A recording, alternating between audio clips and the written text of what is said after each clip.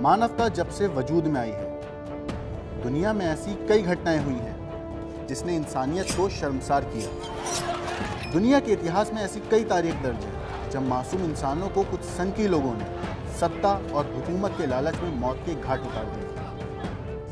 ऐसी ही कहानी है यूनिट 731 की। नमस्कार, मेरा नाम है मोहम्मद आसिम और आप देख रहे हैं क्राइम तक। यूनिट 731, शायद आपने ये नाम सुना ना हो, लेकिन दूसरे विश्व युद्ध के बाद ये दुनिया की सबसे खतरनाक जगहों में से एक थी। ये एक ऐसी जगह थी जहां जिंदा इंसानों पर एक्सपेरिमेंट किए जाते थे। असल में ये जापानी सेना द्वारा बनाई गई एक सीक्रेट लैब थी जिसे डिटैचमेंट 731 रेजिमेंट, मंचू डिटैचमेंट 731, द कमो डिटैचमेंट या ईशी कंपनी के रूप में भी जाना जाता था। ये इंपीरियल जापानी सेना का secret biological and chemical warfare research and development unit था। इसकी स्थापना साल 1938 में हुई थी और इसका जो प्रमुख था वो था जापानी सेना का लेफ्टिनेंट शेरो इशी। ये तस्वीर जो आप देख रहे हैं उसे इतिहास का सबसे खौफनाक टॉर्चर हाउस माना जाता है, जहां इंसानों पर ऐसे एक्सपेरिमेंट होते थे जिसे सुनकर लोगों की रूह कांप जाए। असल में जापानी सेना ने यूनिट 731 को केमिकल हथियार बनाने के लिए शुरू किया था ताकि वो अपने दुश्मनों पर इसका इस्तेमाल कर सके। अपने नाम का झंडा बुलंद करने के लिए इस टॉर्चर हाउस में इंसानों पर खतरनाक केमिकल डालकर ऐसी यातनाएं दी जाती थीं जिसके बारे में शायद ही आपने सुना हो। इस टॉर्चर हाउस में चीन, अमेरिका और ब्रिटेन जैसे देशों से पकड़े गए लोगों पर जानवरों की तरह एक्सपेरिमेंट किए जाते थे। उन मासूमों को तड़पा तड़पा के मारा जाता था और जो लोग इन एक्सपेरिमेंटों से बच जाते थे उनको मारकर उनकी लाशों को चीर-फाड़ करते थे और फिर ये देखा जाता था कि वो लोग इस एक्सपेरिमेंटों से कैसे बच गए। तो ये तो बात हुई इस टॉर्चर हाउस की। अब आपको बताते हैं आखिर कैसे कैसे एक्सपेरिमेंट इस टॉर्चर हाउस में किए जाते थे।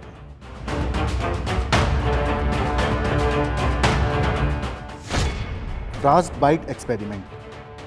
इस एक्सपेरिमेंट में इंसानों के हाथ पैर ठंडे पानी में तब तक डुबोए जाते थे जब तक वो जम ना जाए।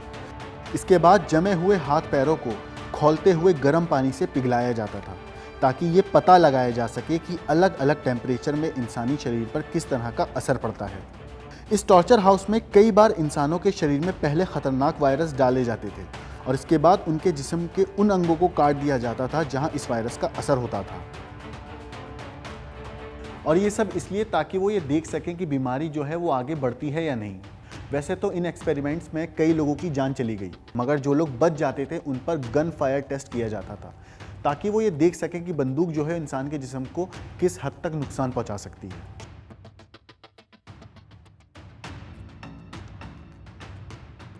अब बात यूनिट 731 के सबसे खतरनाक एक्सपेरिमेंट।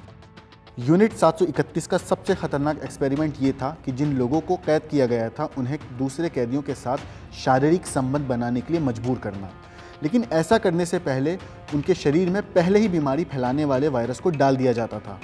इस एक्सपेरिमेंट के जरिए ये जानने की कोशिश की जाती थी कि साइफिल्स जैसी सेक्सुअल ट्रांसमिटेड बीमारी आखिर फैलती कैसे है।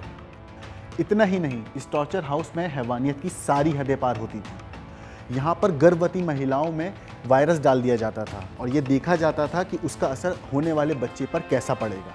आपको जानकर हैरानी होगी कि इस टॉर्चर हाउस में इंसानों को प्रेशर चैम्बर में डालकर रखा जाता था और ये देखा जाता था कि इंसान की आंखें बाहर निकलने से पहले वो कितना प्रेशर झेल सकते हैं।